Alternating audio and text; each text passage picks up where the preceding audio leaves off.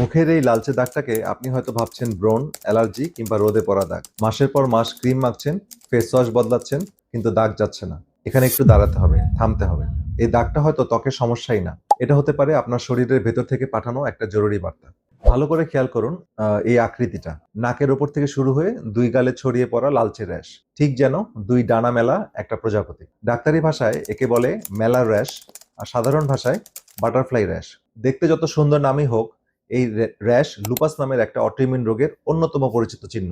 মানে লুপাস রোগে শরীরের নিজস্ব রোগ প্রতিরোধ ব্যবস্থা ভুল করে নিজের সুস্থ কোষকে আক্রমণ শুরু করে, এবং সেই আক্রমণ সারা শরীর ব্যাপী হতে পারে। আপনার প্রত্যেকটা অঙ্গ প্রত্যঙ্গ আপনাকে আক্রান্ত হতে পারে। তো এখন প্রশ্ন হলো, ব্রণ বা সাধারণ অ্যালার্জির সঙ্গে এটা আলাদা করবেন কিভাবে? কয়েকটা সূত্র মনে রাখুন। এক হচ্ছে আকৃতি। এই র্যাশ নাক আর দুই গাল জুড়ে প্রজাপতির ডানার মতো ছড়ায়, কিন্তু মজার ব্যাপার হলো নাকের দুই পাশের ভাঁজগুলোতে এটা সাধারণত ছেড়ে দেয়। রোদের সঙ্গে সম্পর্ক আছে। রোদে গেলে এই র্যাশ হঠাৎ বেড়ে যায় বা নতুন করে দেখা দেয়। ব্রণের ক্ষেত্রে এমনটা হয় না। আর ৩ নাম্বার হচ্ছে, এর সাথে কিছু লক্ষণ শরীরে দেখা যায়, যেমন জয়েন্টে ব্যথা, অস্বাভাবিক ক্লান্তি, জ্বর, তারপর চুল পড়ে যাওয়া, মুখের ভেতরে ঘা, এই জাতীয়।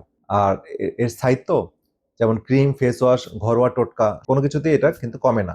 বারবার আসে যায়, এভাবে চলতে থাকে। তবে একটা কথা পরিষ্কার করে বলি, গালে লালচে ভাব মানেই লুপাস নয়। রোজেসিয়া, একজিমা, অ্যালার্জি, এমনকি সাধারণ রোদে পড়াতেও মুখে লাল হতে পারে। পার্থক্যটা নিশ্চিত করে বলতে পারবেন আপনার চিকিৎসক।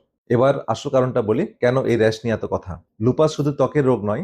ত্বকে যা দেখা যায় সেটা অনেক সময় হিমশৈলের, মানে আইসবার্গের চূড়া, হ্যাঁ, টিপ। ভেতরে এই রোগ আক্রমণ করতে পারে আপনার জয়েন্ট, কিডনি, হার্ট, ফুসফুস, এমনকি মস্তিষ্কেও। লুপাস ফাউন্ডেশন অফ আমেরিকার হিসাবে বিশ্বে অন্তত 50 লাখ মানুষ লুপাসে আক্রান্ত, যাদের প্রায় 90%ই নারী। আর তাদের জরিপে বলছে লক্ষণ শুরু হওয়ার পর থেকে রোগ ধরতে প্রায় 6 বছরের মতো সময় লেগে যায়। তো কেন এত দেরি হয়? কারণ মানুষ লক্ষণগুলোকে আলাদা আলাদা করে দেখে।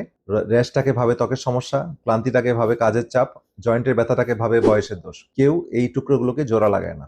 অথচ যত আগে রোগটা ধরা পড়ে, চিকিৎসা তত ভালো করে করা সম্ভব, আর ভেতরের থেকে অঙ্গগুলোকে রক্ষা করার সুযোগ তত বাড়ে। তাহলে করণীয়টা কি? 3টি সহজ ধাপ। প্রথমত হচ্ছে, নিজে নিজে সিদ্ধান্ত নেবেন না। আর শুধু ক্রিম মেখে মাসের পর মাস অপেক্ষাও করবেন না। র্যাশ যদি সপ্তাহের পর সপ্তাহ থাকে, রোদে বাড়ে, আর সঙ্গে অন্য কোনো লক্ষণ থাকে, তাহলে দেরি না করে অবশ্যই চিকিৎসকের শরণাপন্ন হন।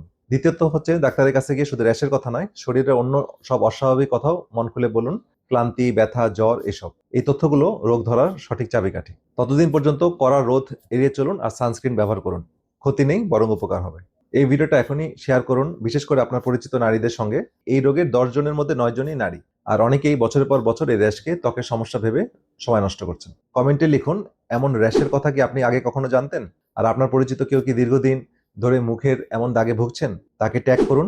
হয়তো আপনার এই ছোট্ট কাজটাই তার জীবন বদলে দেবে। স্বাস্থ্য নিয়ে এমন চোখ খুলে দেওয়ার মতো তথ্য পেতে পেজটি ফলো করে রাখুন। সচেতন থাকুন, প্রিয়জনকে সচেতন রাখুন। আল্লাহ হাফেজ।